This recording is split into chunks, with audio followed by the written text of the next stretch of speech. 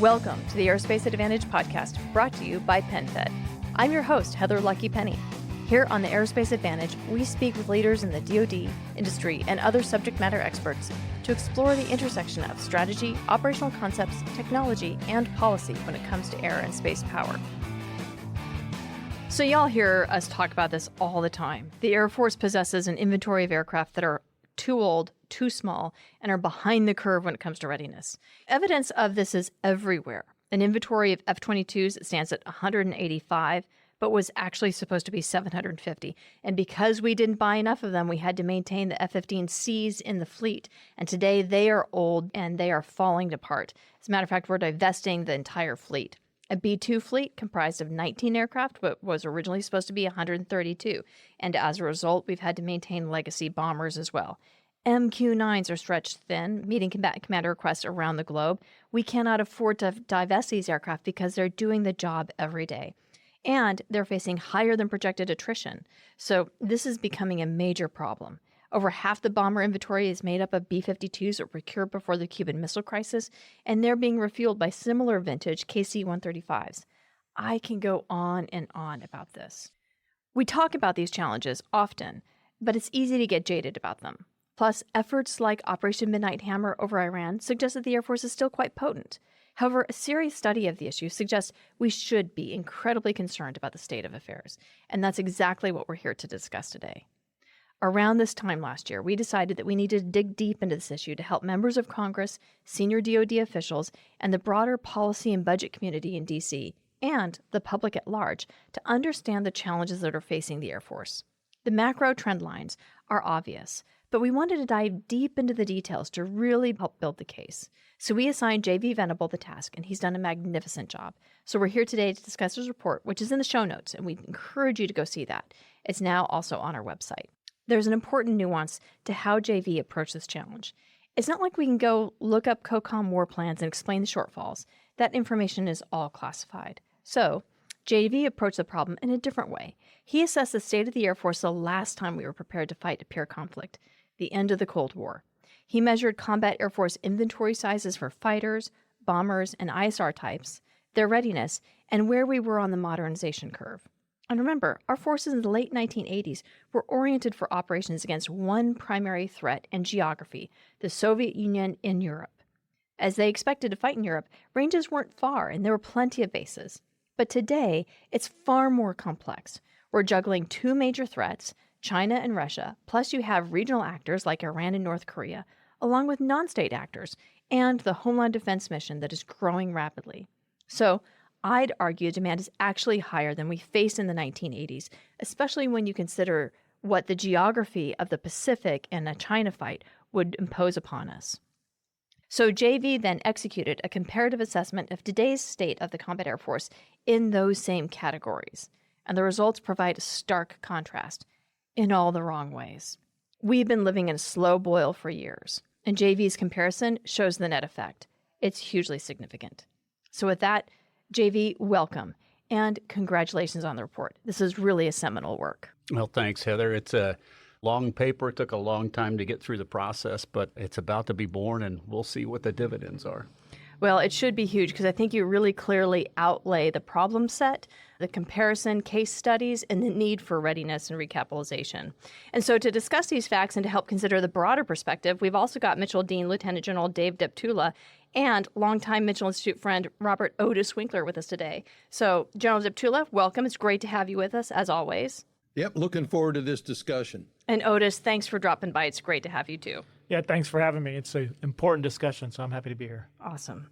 Okay, so General Deptula, help set the scene for us. Why should leaders in D.C. and the public at large care about defense right now? You know, it's not really factoring into the national conversation. So we didn't hear about it from either side during the presidential election. Why does this matter now? Well, Heather, first, you're right. The national conversation has been largely silent on defense, and that's a serious mistake. But it's not unexpected because it's not on the top of Joe and Susie Q. public's mind. But the reality is that we're facing the most dangerous global security environment in our history. These aren't just regional powers acting independently. They're coordinating in ways that magnify the risk to U.S. interests. What's at stake here are existential challenges. The security of the American people, our allies, and the international system that's underpinned prosperity for the last 80 years. And I don't think anyone on this podcast needs to be convinced that a strong U.S. military deters aggression and a weak one invites it. So if our adversaries sense hesitation or weakness, they'll pursue their goals through coercion and force. If you want an example, you don't have to look any further than Russia's aggression against Ukraine, the Middle East, where Iran unleashed not intercontinental, but regional ballistic missile attacks against Israel, and in the South China Sea, where the Chinese continue to act with egregious aggression against its neighbors. We saw that just the last 10 days with the Chinese ramming Philippine Coast Guard vessels. So while defense did not dominate the campaign speeches last year, and it's not in our headlines today, ignoring it doesn't make the threats go away. In fact, the less we focus on it, the greater the incentive for our adversaries to act. So that's why this should matter, not just to our leaders in Washington, but to every American who values freedom, prosperity, and security. You're absolutely right. I mean, we paid the price in World War II, but that set up the entire global environment and the order that has benefited and supported American interests. So, Otis, you've watched this from a variety of perches, but especially given your time in Congress as a member of the Senate Armed Services Committee, what would you add to how General Deptula framed the problem set? Well, as usual, General Deptula is spot on. And while it may not be in the headlines, there are experts and people that are responsible inside the administration and inside Congress that are providing overwatch over the entire effort and understands the strengths and the weaknesses. I can't agree more with General Deptula, and this is the most dangerous time in modern history. And the fact that these issues of defense are not in our public headlines all the time is a testimony to the men and women that are serving in our military. But our military strength isn't a constitutional right, sadly. So we have to continue to resource it, we have to continue to train, and we have to continue to focus on exactly what we're talking about today in order to make sure that it doesn't have to be foremost in the discussions inside politics. So, JV, given that context, talk to us about why you wanted to write this report. And by the way, General Deptula told me so isn't an acceptable answer. So you began your career at the end of the Cold War, and you knew what it was like to face an existential national threat. You were a young pilot trained to fly into harm's way. So talk to us about that era and how that differs from today. Yeah, Heather, it's a great question. So I actually started flying combat training sorties in 1984. I got to go for the next 6 years into the heart of the Reagan buildup, and I knew what readiness was. When I was flying the F-16 in my first assignment, I got 350 hours my first year. The second year, 325, and I almost got 1,000 hours in a single tour in 3 years. And then fast forward to 2011, 2012, when sequestration hit, I watched units be grounded while we were surging assets into the Gulf. And what that meant was we were getting a lot of time in the air over the Gulf that was kind of dollar cost averaging the guys up in the states that weren't flying. 2016, I actually got into Spangdahlem with this question over my head, and I asked every fighter pilot in the one squadron at Spangdahlem, how many hours and how many sorties are you getting? And I actually had the data in front of me, and the average was flying 1.5 times a week. And I asked every pilot in the squadron from lieutenant to lieutenant colonel, are you ready to go to war? And every one of them said, absolutely, we're ready to go today. And I said, okay, the balloon goes up and you're tasked with Kaliningrad. You're a seed squadron. Do you go? And they said, oh, no, not to that one. And I said, well, your job is to suppress enemy air defenses, and certainly the buildup around Kaliningrad is huge. Why aren't you ready to go? Well, the cyber guys are going to go, and then the stealth guys are going to go, and then we'll come and mop up. And I said, what if cyber doesn't work? What if the stealth guys go to the Pacific, and you're tasked with going to Kaliningrad? And every person in that squadron said, well, we don't go. And I said, why not? And they said, because the loss rate, the casualty rate would be too high. And I looked at them and I said, you told me 1.5 sorties a week, you were ready to go to war. And you're saying, and the other side of this is that you're not ready Could you help me whitewash that? Could you help me understand that? And they said to a man and to a woman, we've been told this is as good as it's ever going to get. And we'd better be ready to go to war with just this number of sorties. And so what are we supposed to do? That's why I wrote this report, is to actually flush out how bad the situation is.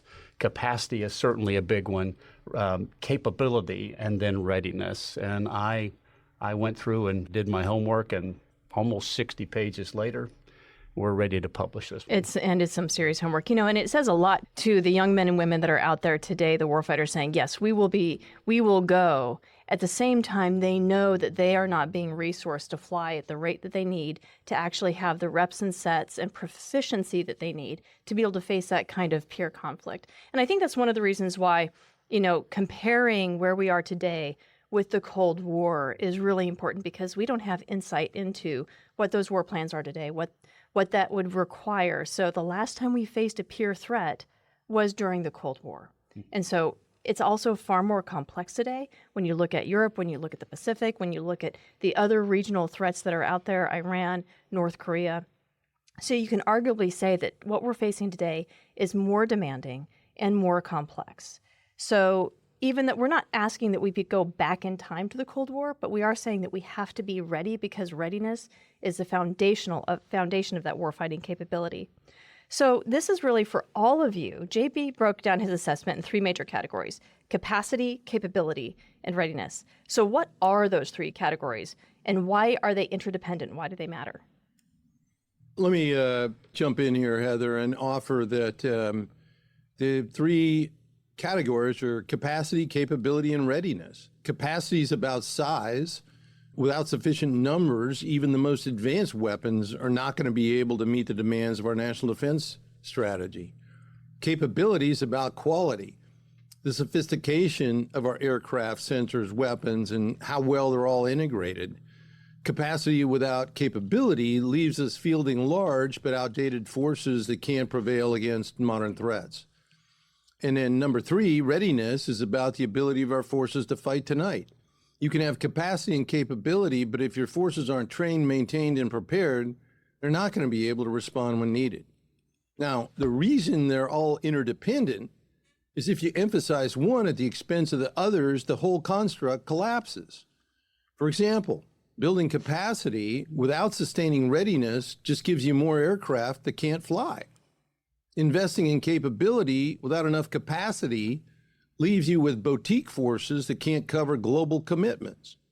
Readiness alone, if not paired with modern capability and sufficient size, quickly burns out the force. So in short, true military strength comes only when all 3, capacity, capability, and readiness, are balanced and resourced together. That's the foundation of deterrence and the assurance that when called upon, our forces can actually deliver. Yeah, and I think that, to tag on to that, I do think that we've run into this situation as of late in the last 10 years where we are busting minimum levels in all of those. Yeah. We do a decent job, a really good job, I'll say, in the capability argument. We have some of the best aircraft in the world. You're looking at the F-35 that's being bought across the world now by all our allies and partners. It's a fantastic airplane. But that is it, right? We're moving forward to the F-47, and that'll be another fantastic airplane. B-21. B-21, right, as an example, follow on to but the B-2. The problem with the F-35, great capability, but we haven't bought it in capacity. So we've had to limp along legacy forces, and we're not investing in the weapon system sustainment, so they're not flying at the rate that they need to. So it's really imbalanced. Yeah, and so that my point in all this is that we're busting the minimums in all of these, right? We have outstanding aircraft, but we don't have a lot of those outstanding aircraft, whether it's in the numbers of the aircraft or just the types of the aircraft. Yeah. So we are failing in each one of these categories as we're moving forward. So JV, with that setup, walk us through how you executed your assessment. We saw you working with Josh Baker on our team for months, and Josh is just outstanding. And you guys were crunching a lot of numbers. Yeah, Heather, it's one thing to crunch the numbers. It's another thing to put it in context. Yeah. And so Josh and I spent a long time researching actually what the numbers are, comparing what the Air Force said it had to what the other databases are and our own research with regard to how many fighters are actually at each location and what the mission status is of that, what the manning level, and then how you go back and grade readiness. The Air Force used to provide us with flying hours and sortie rates. They stopped doing that in 2022, and so we just basically used the last data that we had there and extrapolated that into readiness. So capacity, we went in and did our homework with that, and we went back actually and researched what we had at the end of the Cold War. 1987, we looked at capacity, how many fighters we had, and what we were facing with the Soviets. Capability, how modern our fleet was, and then how modern the Soviet fleet was, and then readiness. And while the Soviets had a great advantage on their ability to generate sorties and flush them, they could have toppled us with just sorties alone. When you look at our capability and then the readiness levels of our force, we were able to overcome those numbers in our own mind. Now, fast forward to today, and the number of fighters that we could actually deploy and bomber assets that we could get to the Pacific is starkly lower than what we would face with the Chinese. The capability of our fighters is good, but the rise of what the Chinese have done, the PLAAF, is extraordinary in what they're fielding today. And then the readiness is actually flipped. They're getting 200 hours a year, and our fighter pilots are getting less than 120 hours a year from the last data that we got. And so comparing the two eras, the end of the Cold War to today, gives a pretty good perspective on what the state and status is of our service. I think that's really important because, again, we're in this peer competition now, and we're seeing an advantage to the PLA, to the Chinese Air Force. And back in the day, as you said, JV, it was our capabilities, our training, and our tactics that would give us an edge over the capacity that the Soviets had. And today, we don't have any of that. So let's go back to the 1980s. What was the state of the force back then in your categories of measurement? We had 700 fighters positioned in Europe alone, 700 combat-coded fighters. If you look at the number of the mission-capable rates of the day, it was right at 80%. And funny enough, the FMC rate was within 2% of that. That's astounding. Really, really extraordinary force. So that's 560 combat-coded fighters that were able to go to war in Europe alone. And then we had another 1,000 that were postured that we could actually deploy. 1,000 fighters we could get to in reserve and stateside basing of active duty.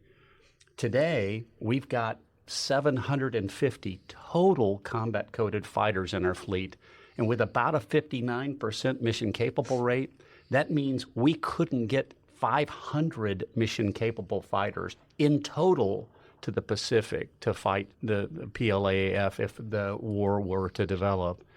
And that would leave nothing in reserve in the United States. We would have no capability to deploy more fighters forward. And no Homeland Defense? That is with a reserve of Homeland Defense. Okay, that's what the Homeland Defense hold back. And so the stark reality is we couldn't get the number of fighters we had in Europe alone during the Cold War. We couldn't get that number to fight the Chinese. And the Chinese have over 700 combat-coded fighters that are postured and ready and would not need refueling to get over the top of the Taiwanese island.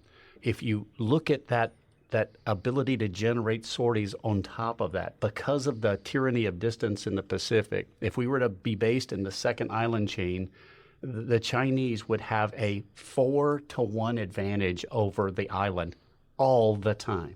Yeah. All the time. And that's just because of range. That's just because of distance, how long it takes to get to the fight from the base. And the number of sorties we can generate because of that. That's exactly right. Yeah. PenFed checking and savings accounts are here for all your adventures. From, do you take this man to be your husband? I do.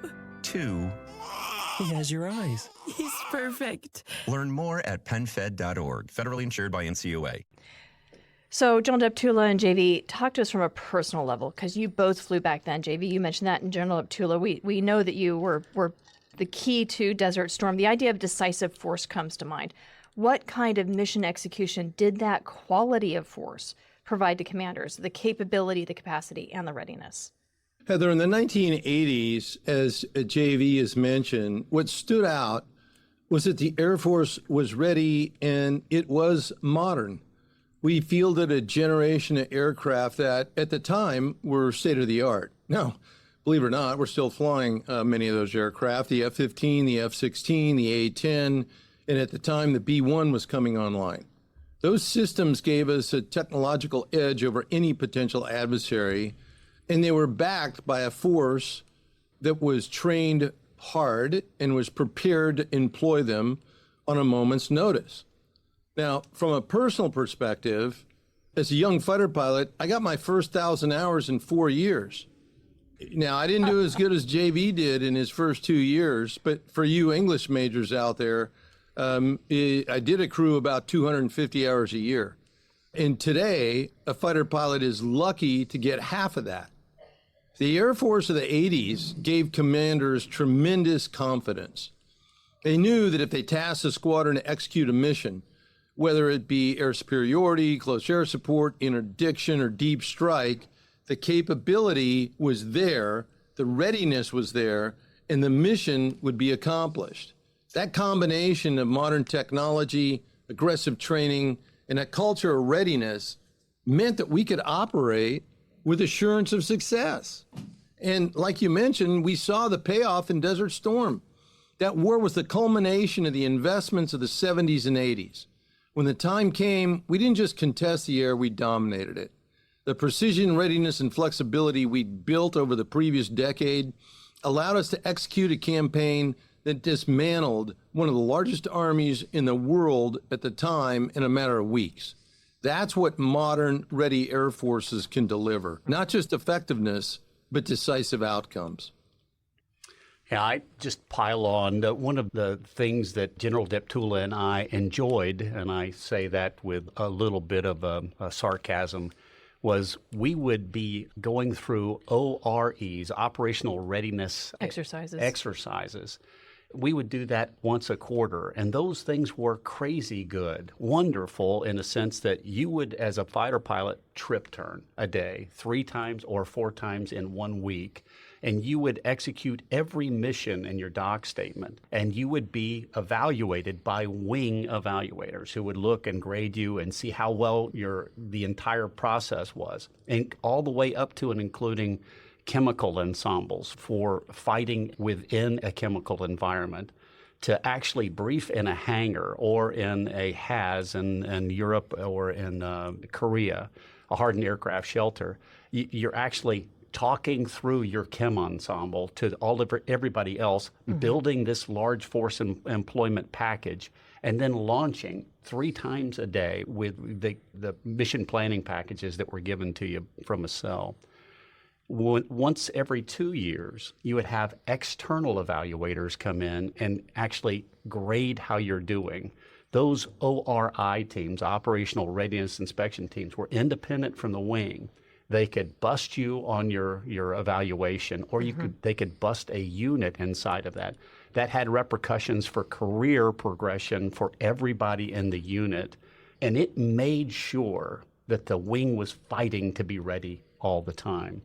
Today, those operational readiness inspections are no longer happening. Yeah, when did we do away with those? It was a graded process. It probably went away completely in an independent sense around 2012, funny enough. Yeah, because of sequestration. Because I remember we did OREs and ORIs, and it was fantastic because, as you mentioned, it really stressed you, put you in that pseudo-combat environment where you are wearing the chem gear, you are having alarm blacks, you are doing all the MOP and personal protective equipment, and you're fighting against adversaries that are not homegrown. I mean, they are really aggressive and trying to take you down. Yeah, and Heather, if I could pile on with You this, bet. When you're trip turning, that seems like a lot of flying, but our average every week was flying 4 or 5 times a week.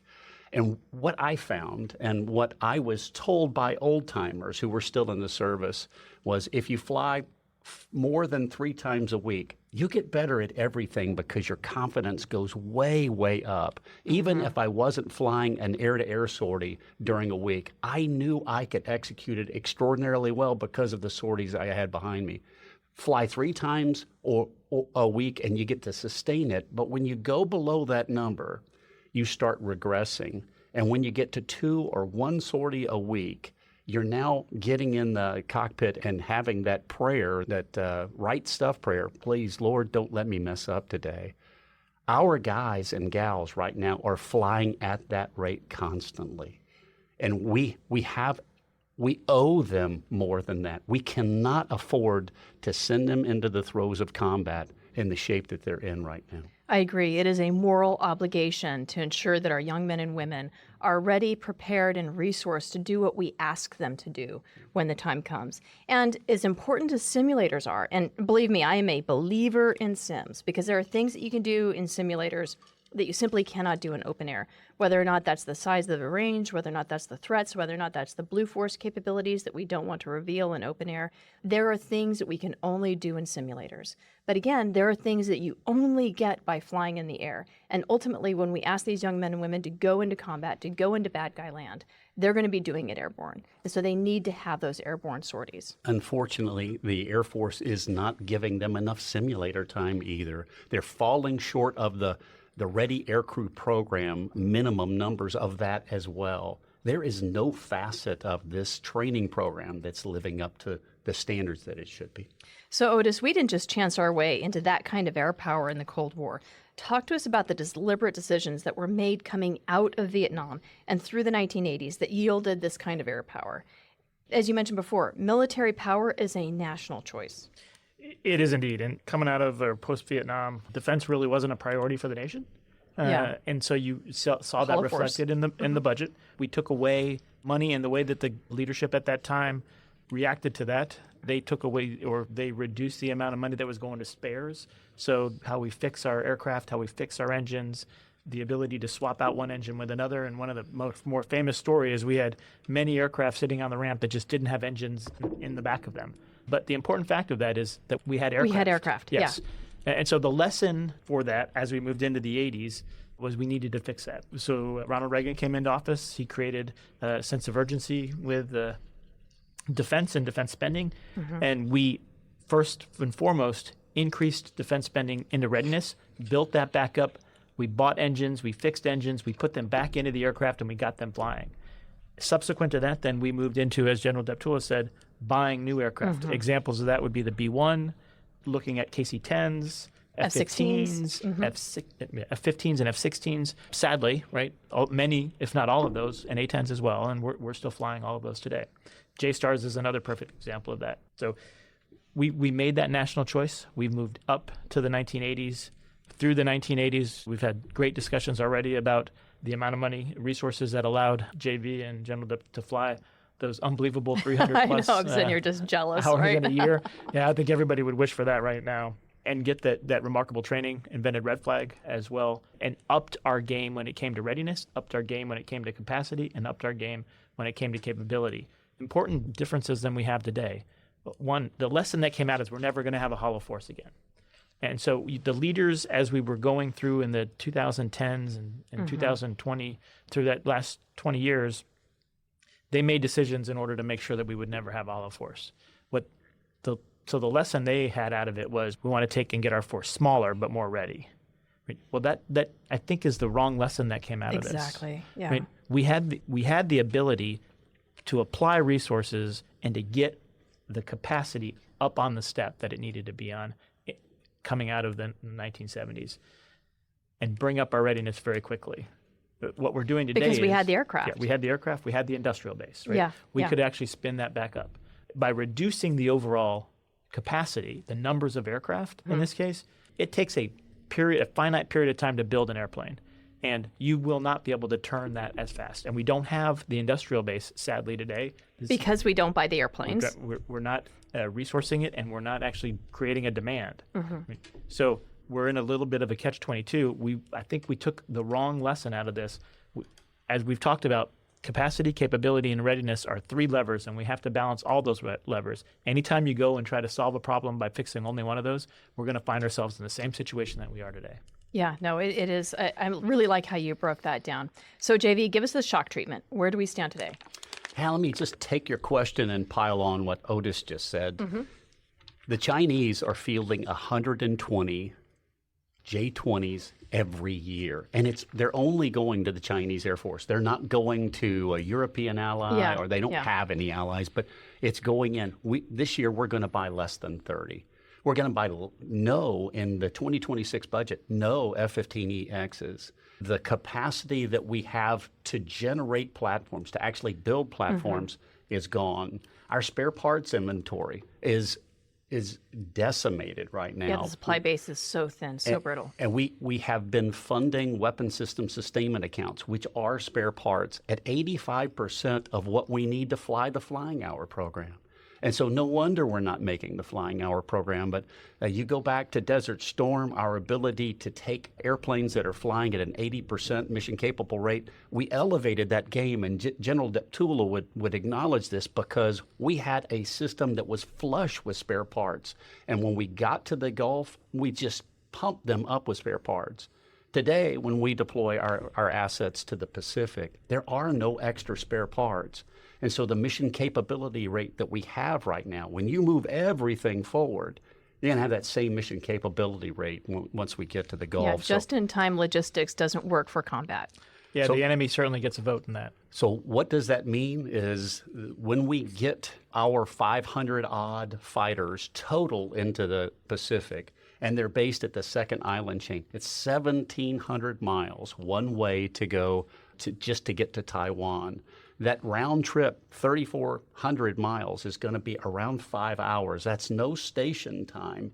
You add another half an hour, or let's go with a rational, reasonable thing, what we would expect if we have the tanker force to support it, 2 hours. That means you're only going to get 2 sorties out of every airplane that's out there. And so when we are flying 2 sorties and the Chinese, the PLAAF, is flying 5 sorties a day, that means that our numbers are just drastically bad. With everything we could and all of our allies pumping in, we might be able to get 1,000 sorties a day over Taiwan. The Chinese, with their fighter and bomber force, could get close to 4,500 sorties a day. That's from the second island chain. If we move to the first island chain, now we're only batting around 50% of what they could do.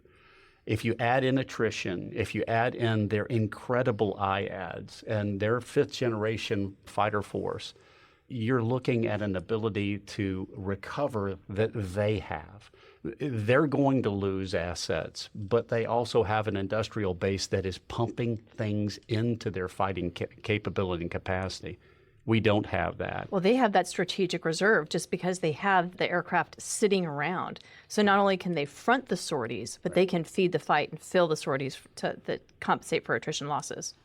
And Heather, these numbers that I'm talking about is moving everything we have, with the exception of air defense in the United States and the squadrons that we have in Europe. But that doesn't account for the other global threats. You're going to be looking at a resurgent Russia. You're going to look at the Middle East, and you're looking at North Korea. And if they all decide to have a fit at the same time, we're going to be in dire straits.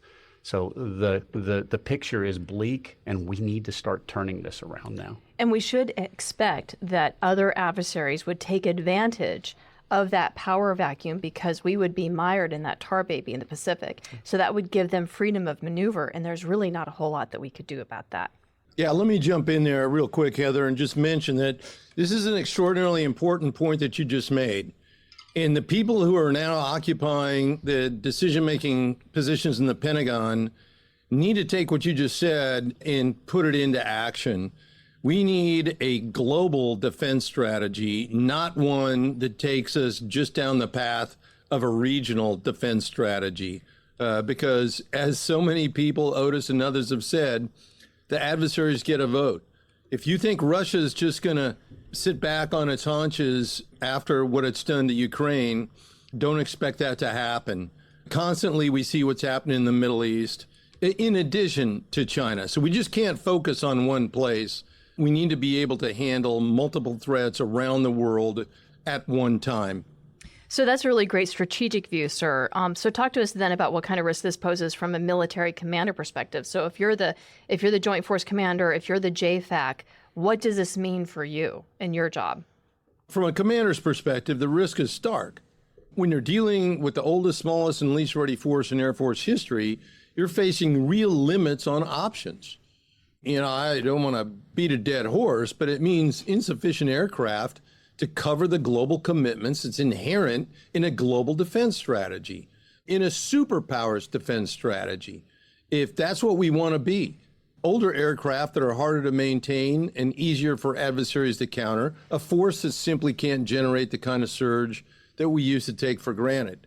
So the danger isn't just that we'd struggle in a fight, it's that our adversaries know it. And in that effect, deterrence depends on adversaries' belief that if they act aggressively, the United States can and will stop them quickly and decisively. If they see a hollowed out force, they may gamble that we can't respond fast enough or at scale. And that's a recipe for miscalculation, and miscalculation is what leads us to wars. So the risk is not abstract, it's very real. It means higher probability of conflict, fewer tools for commanders to shape events, and greater danger to our airmen and to the nation's security.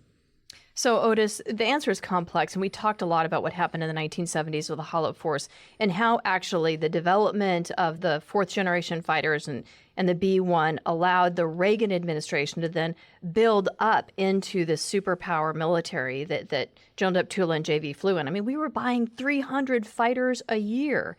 I mean, just really astonishing. But how did we get to here? I mean, there was the peace dividend of the 1990s, but then the Cold War draws down. But we've continued to fail to invest in air power in the 2000s. What was going on? Yeah, it's a great question, and it is complex. But yeah, post-Cold War, there was that peace dividend. There was a national choice, as all of these things in resourcing defense are. There was a national choice to reduce the amount we're spending on defense. We cut 40% of our fighter force and 30% of our bomber force right off the bat. Yeah, right? I mean, we cut the Air Force in half. Got that and drew the whole thing down. And then we were working through that. We realized, I believe if you look back at the history books, we realized that there was a mistake there and we needed to actually start increasing. At the same time, 9/11 happened, and we shifted over to a counterinsurgency fight where we didn't have to worry, happily enough, we didn't have to worry about being dominant in the air domain. It was a permissive environment. The entire time. Yeah. So we never had to worry about that, and we made choices. We made choices to prioritize the coin fight, and that we shifted resources over to MQ-1s and MQ-9s from the Air Force point of view. We did CAF Redux, which was about 10 squadrons worth of aircraft that we pulled out, and we did what was PBD 720, which was it's a presidential budget decision. Number 720, which cut 40,000 airmen, mostly maintainers, out of our ready combat forces. We made all of those trades as we moved forward. At the same time, we decided that the new bomber that we were making before the B-21, in between the B-2 and the B-21, we didn't need that, and we would put that on the shelf, right? So we canceled it. We reduced the numbers, so we stopped producing the F-22s, and we're left at a anemic force for air superiority at that point. We decided to SLEP, so we service life extended all of our legacy platforms as we move forward, and then we also used them continuously, providing air cover, and rightfully so, but air cover over every single. So we used them faster. And we were burning up those hours as well. And that all of that culminates with a lack of capitalization, a reduction of forces, and then it costs more and more to keep the legacy force running. As we reduce those resources, we make then resource-informed decisions, not strategy-informed decisions, and not we make budget-informed decisions, not threat-informed, right? So we prioritize making the budget close at the end of every year, and we do that on the backs of capacity. So we continue, you see it, we continue to divest more and more aircraft than we buy, almost at a 10-to-1 ratio throughout this entire time, and we're still doing it today. Right? And then we continue to eye or hope for the aircraft that we want in the future. We always look for that shiny penny. Yeah, and so we'll delay next. and delay and delay until we get to that shiny penny. Sadly, there's always going to be something better out there, but if you don't start buying at rate today, you're not going to have the force that we were so lucky to be able to go and dominate in Desert Storm with, that we would be able to do the same thing in Taiwan. And then, measure of merit, we wouldn't even have to fight the war because we would have the deterrence force that's required.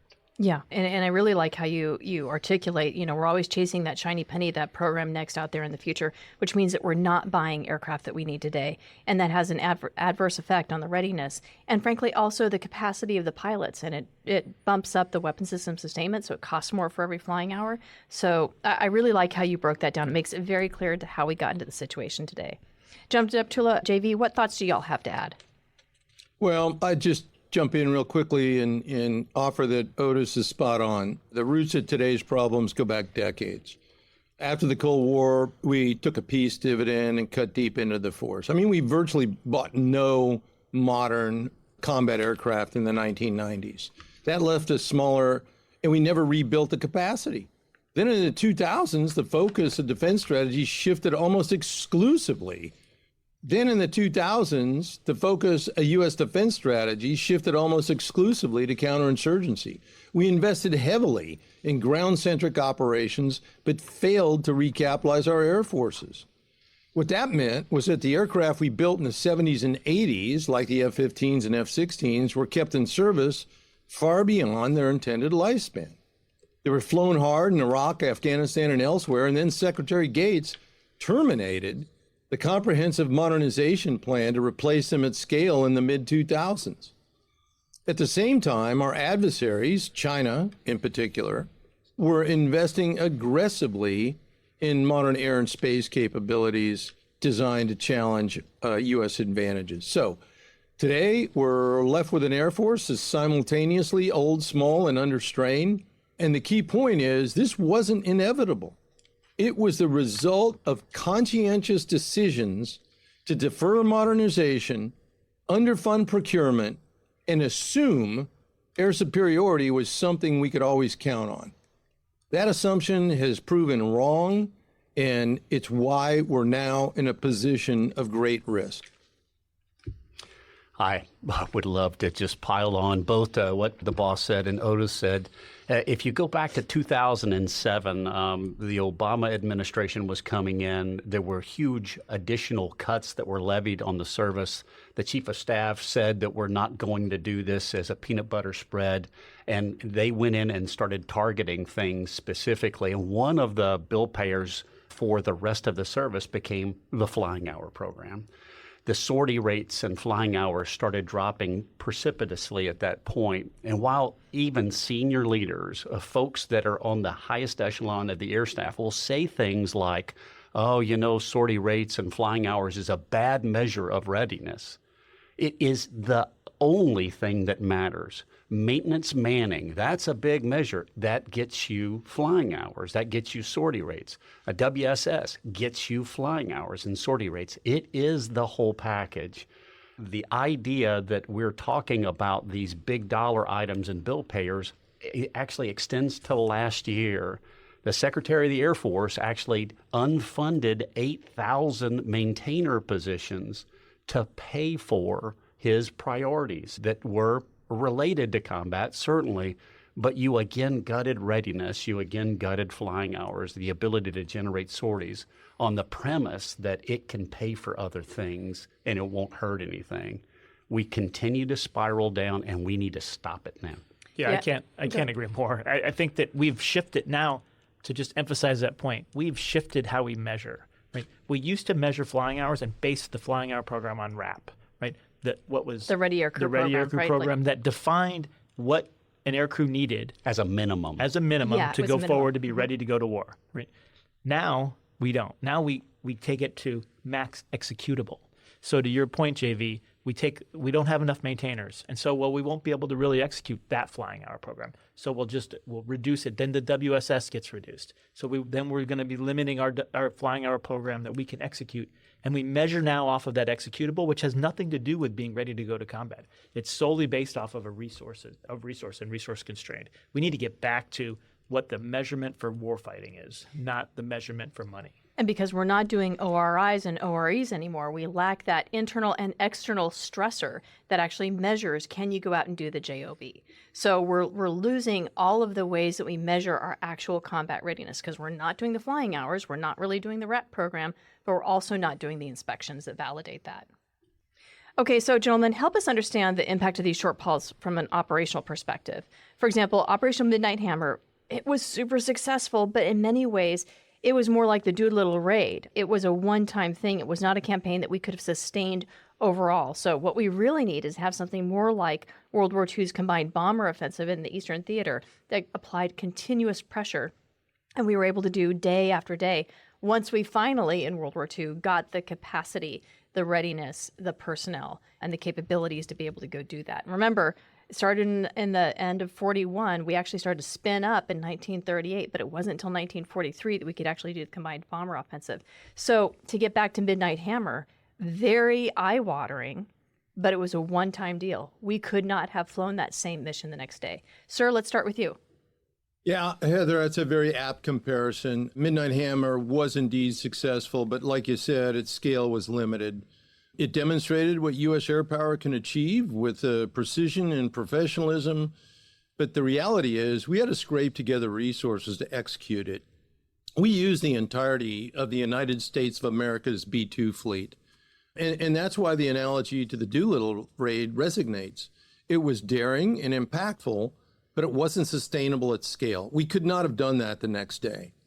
What commanders need in today's environment is the equivalent of the capacity to be able to execute something along the lines analogous to the combined bomber offensive in World War II. The ability to generate sustained large-scale operations that impose overwhelming effects on an adversary. And that requires capacity, capability, and readiness working together.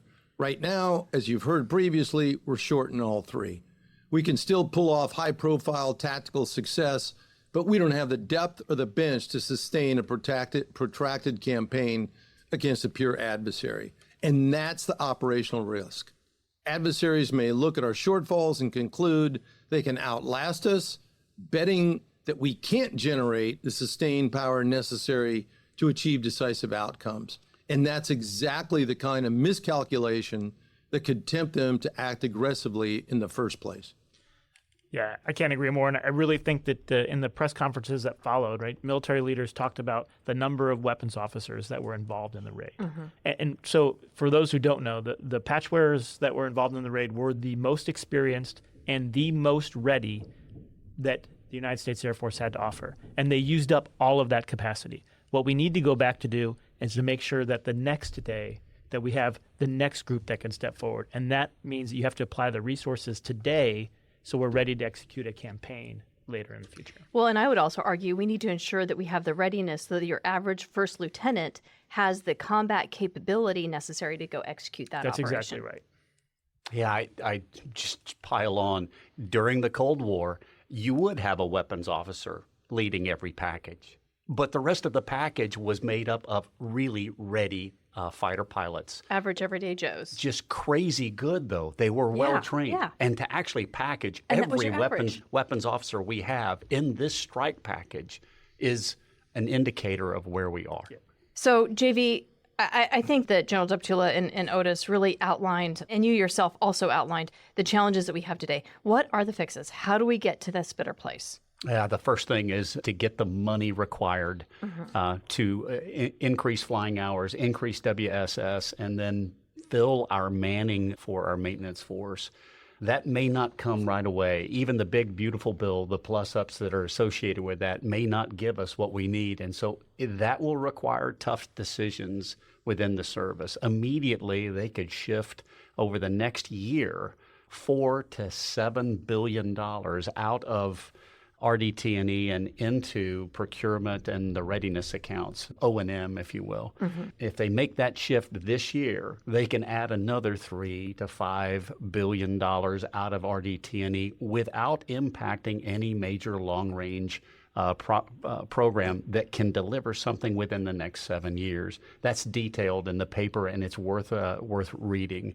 Yeah, because we have to make sure that even as we're rebalancing between procurement and R&D, that we're not taking away from Sentinel, that we're not taking away from B-21, that we're not taking away from Block 4, and some of the other really crucial near-term combat recapitalization programs? Anything that could be fielded within the next 7 years or will be fielded, begin to be fielded within the next 7, you're going to leave those untouched. NGAD as well. But with a $35 billion RDT&E budget that dwarfs procurement, we can afford to pull money out.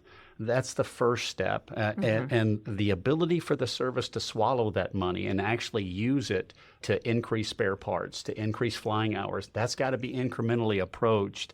And so detailing that, buying another 15 F-35s a year, we can increase that rationally and reasonably to get us up to 72 F-35s and go back to about 24 F-15EXs a year.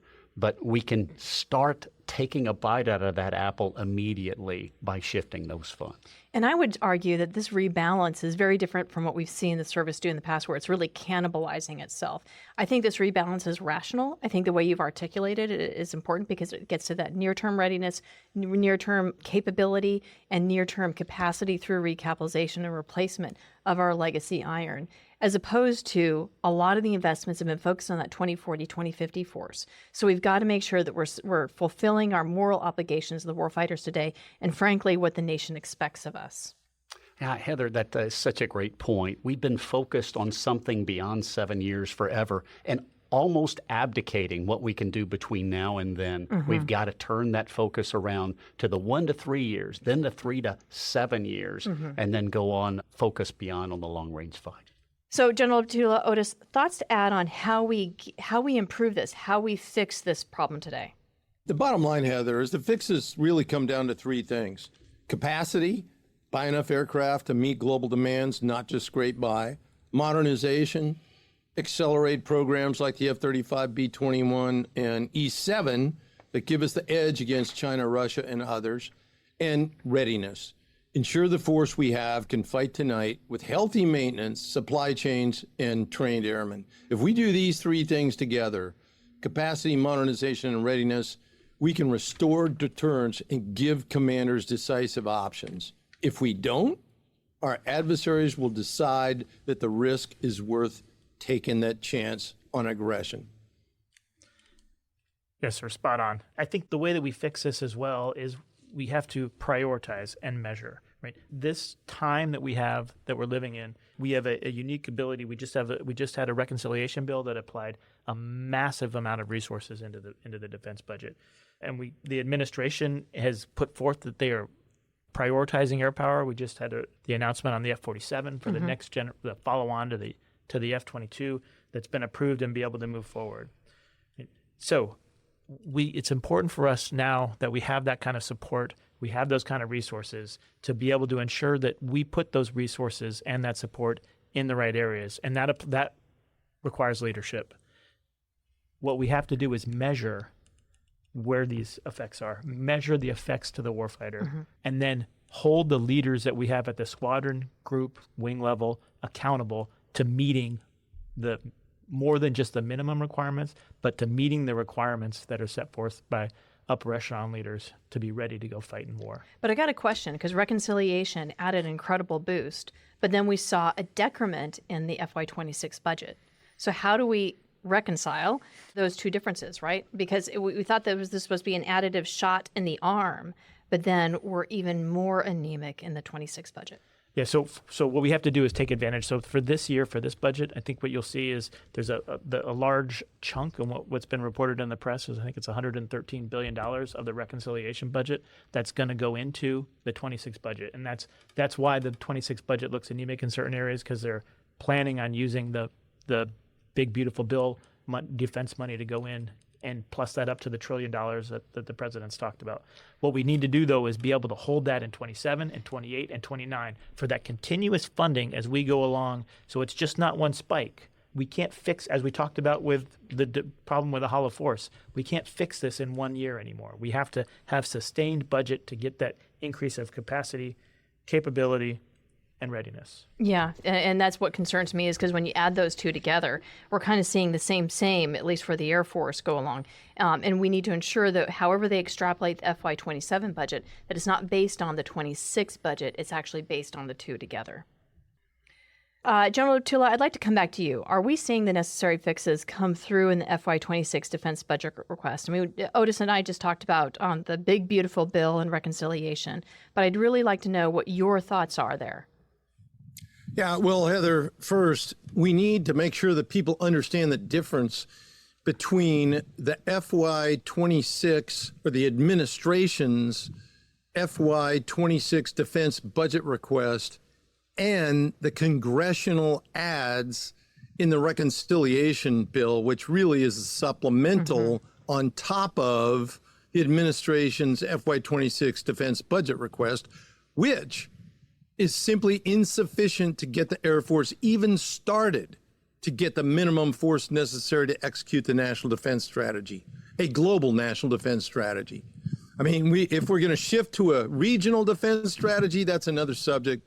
But we'll wait and see what comes out of the strategy that's being. But a regional defense strategy, sir, I would argue, does not make a superpower. No, it doesn't, and that's a subject of another discussion. But it appears that's where the Department of Defense's Undersecretary of Defense for Policy is taking us. But again, we'll leave that for another podcast. Now, there is funding in the FY26 budget for modernization programs like the B-21 and some continued F-35 procurement, but the numbers simply don't match the scale of the threat. That's what we've been talking about today. We're still buying fighters at rates that don't even replace what we retire each year. That means the Air Force will continue to shrink. It's already oldest, smallest, less ready. It's programmed to get even older, smaller, and more unready. And divesting aircraft adversely impacts readiness. Well, if you don't have the aircraft to fly, you can't fly them. And I mean, therefore, your pilots just don't get the hours that they need. Yeah, and we haven't even talked about the perennial 2,000 a year pilot shortage that continues to languish. And that's another part of the equation. Oh, yeah. Even if you could magically turn that around, like you said, there aren't enough airplanes to have those pilots fly. So it is a complex issue that requires treatment across both personnel piece as well as an aircraft capacity piece. On readiness, the FY26 defense budget inadequately funds sustainment. As we've hammered home, we're still operating an aircraft force that's on average over 30 years old. That drives enormous maintenance costs. We don't have sufficient maintenance personnel. So without recapitalizing the force faster, readiness is going to remain fragile. The bottom line is the FY26 Air Force budget is incremental at a time when it needs to be transformational. JB mentioned that China's producing over 140 modern fighters a year, while we're asking for only a fraction of that. The mismatch is glaring. So if the United States wants to achieve deterrence, Congress will need to go beyond the request and fund the force at levels that build back capacity, accelerate modernization, and ensure readiness. I absolutely agree. And I would also say that Congress needs to enforce the fighter floor. They need to enforce the aircraft floor and ensure that the service does not divest any aircraft that it doesn't replace in the same year. We have to be at a one-for-one replacement. So, JV, I'd like to talk about the notion of time. I have often described what I call a strategic surprise time horizon, where, for example, if it takes you 3 years to build an aircraft and 3 years to build and experience a young fighter pilot, that means that if we know that we're going to war with China within 2 years, we are already 1 year too late in terms of responding. When you extrapolate that and look at the broader enterprise of the defense industrial base, the rate of recapitalization that we're doing, the rate at which we're able to produce pilots, this becomes a much more catastrophic surprise horizon because we just can't get to where we need, especially as you described the numbers that we see with China. So when we see the Air Force and Congress slowing down the F-35 buy, there are questions whether or not we're pressing quickly enough on CCA. Collaborative combat aircraft will be really important to augment and actually change the risk calculus for how we operate and execute campaigns. The E-7 disruption is going to add more time to the program. Why is it important to regain this time advantage? Because if a war erupts, things are going to happen fast. Yeah, it's regaining the time advantage is something that you need a time machine to do, right? When the when the moment happens, you are now in such dire straits. What is the mechanism you have to refit and to grow your force? When we are about to maximize the production line of the F-35, When we get to 156, we might be able to squeeze out 172, maybe 180 F-35s a year, but it will take us 3 to 5 years to get there. Yeah. And that's if we pull the lever today. While the Chinese, the boss mentioned more than 120. I just talked about 120 F or J-20s they're pitching out. They're producing another 30 to 40 4+ generation fighters on top of that a year, while we're cranking out for our service less than 60. You don't recover that overnight, and the supply chain is one that takes a long time to generate. We don't have the arsenal of democracy anymore, and we don't have the capacity to regain it as fast as we did back then. So the time begins now. We've got to start cranking out more pilots. I don't care if there's concrete in the nose of the F-35. We need to get that iron on the ramp, and then we can backfit the radars when they come into play. But we've got to start upping the number of viable combat platforms we can fly right now. And Heather, if I could just pile on, I'll go directly to the A-10. You need to stop every retirement, every retirement until we start growing the force, not just to replace them one-on-one.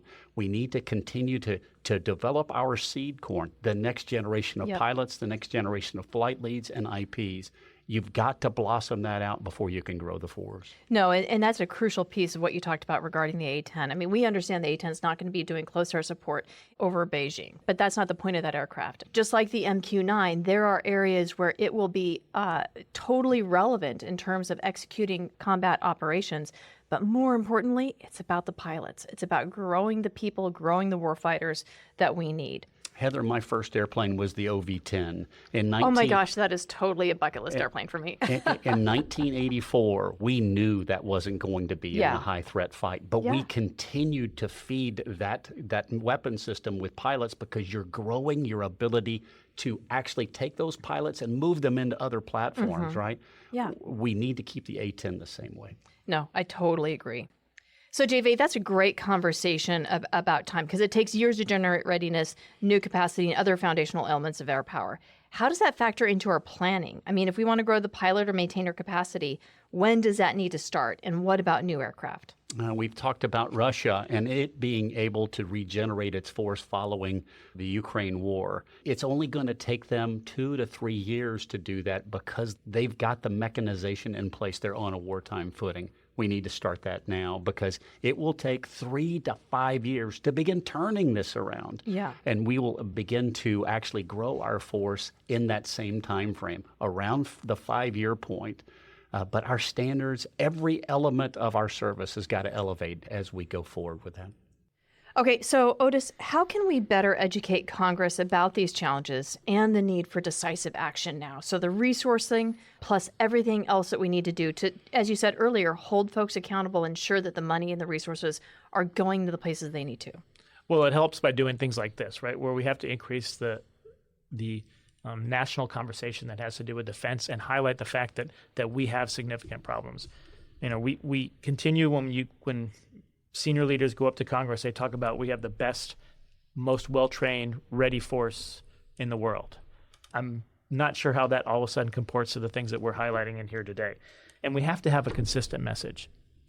We started with, well, we need more aircraft. We need 386 squadrons, right? That was about 3 chiefs ago that was the Heather big Wilson, push. yeah. And then that, well, okay, maybe we don't need all those, right? And so then it drops away. So the Air Force has a problem in that there's no consistent message. And that message has to be based off of what is required to do the job that the nation is asking them to do. If you maintain that consistent message and maintain that we're going to have red lines, we're not going to take a ton of money out of our flying hour program, a ton of money out of WSS. We're going to make trades in areas, but we're going to preserve warfighting capability and warfighting capacity and readiness, sacrosanct among everything else, and maintain that consistent message. You will find that Congress will come along with you. You won't get everything that you want. You'll have to make some marginal trades, but you'll apply a minimum standard that at the very least will be in a much better place than we are today. Okay, so as we begin to wrap this up, and it's been a phenomenal conversation, I'd like to ask each of you where we should be in 5 and 10 years. I mean, we need to be somewhat realistic, right? I mean, like I would love to instantaneously instantiate and manifest the kind of forces that we had back in the Cold War in ways that are ready, capable for the CONOPS technologies, capabilities that we need to be able to fight the global threats that we have today. But how would you look realistically at how we begin to get the service where it needs to be 5, 10 years from now?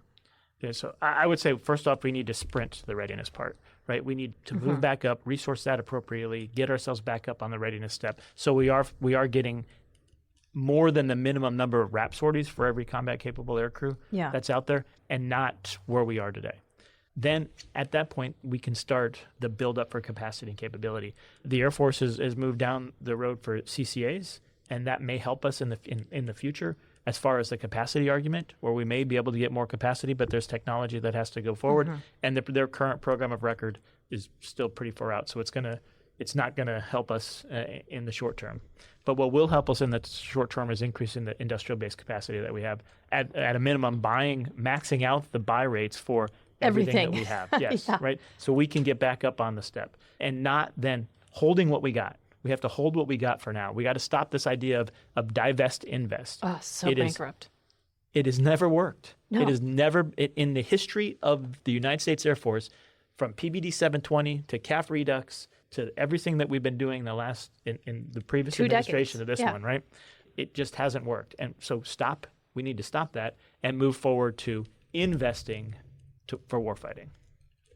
Amen. Yeah, Heather, I think with respect to where we need to be in 5 or so years, I go back to the big three. Capacity, we need to be on the road to building more aircraft annually than we retire, period. That's a very simple measure of merit. Modernization. We're pretty good with respect to the kinds of aircraft and building in the capabilities that are going to be required to overcome our adversaries with aircraft like the F-35, F-47, B-21, and so on. With respect to readiness, as JV and Otis have hammered home, we've got to get those weapon system sustainment accounts up above 95%. So at the very, very macro level, we need to get out of just sustaining incrementally the defense budget requests and jump up to including the reconciliation adds and make that combined the baseline defense request. And if that doesn't happen, then frankly, the Department of Defense needs to shift resources internally out of the Army into the Air Force, just like we shifted $65 billion a year out of the Air Force into the Army in the 20 years after 9/11. I would say yes. I mean, we have to do that regardless. It is time to rebalance the force and ensure that the Air Force gets healthy again. JV, what are your thoughts? Yeah, I think immediately we need to go with the boss's thought and with Otis's thought.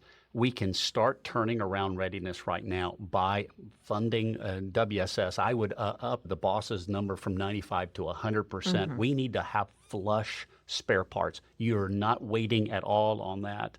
You increase funding for maintainers and flying hours, and you start actually having contracts again, flying hour contracts with wings. You give them a number that well exceeds what they're flying right now, and you make them deliver on that. Promotions, your next step in the process, all relies on your ability to regain readiness.